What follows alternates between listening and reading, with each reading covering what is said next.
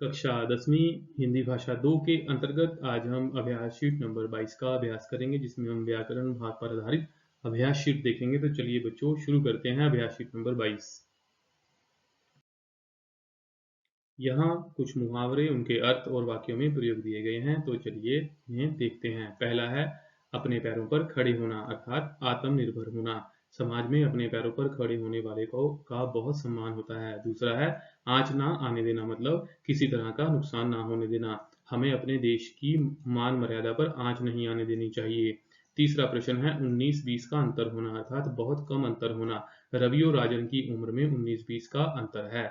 चौथा मुहावरा देखिए, कान में तेल डालना, अर्थात बात ना सुनना। रजनी को कितना बुलाओ, सुनती ही नहीं, लगता है उसने कान में तेल डाल लिया है। पांचवा है गले का हार, अर्थात बहुत प्यारा। राम अपने माता पिता के गले का हार है।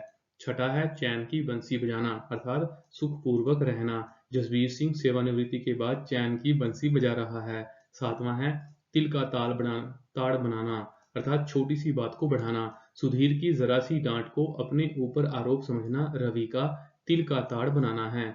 आठवां है दांतों में जीभ होना, अर्थात चारों ओर विरोधियों से घिरे होना। चुनाव के दंगल में परमवीर सिंह ऐसे घिर गया जैसे दांतों में जीभ हो।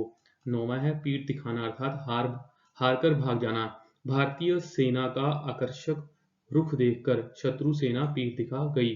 10वां है मुंह में पानी भर आना, अर्थात ललचाना। लड्डू को देखकर रमेश के मुंह में पानी भर आया। तो प्यारे बच्चों, आज की अभ्यास शीट में हमने 10 मुहावरे, उनके अर्थ और वाक्यों में प्रयोग को देखा है। परीक्षा की दृष्टि से आप इस अभ्यास शीट से इन 10 मुहावरों का अभ्यास जरूर करें।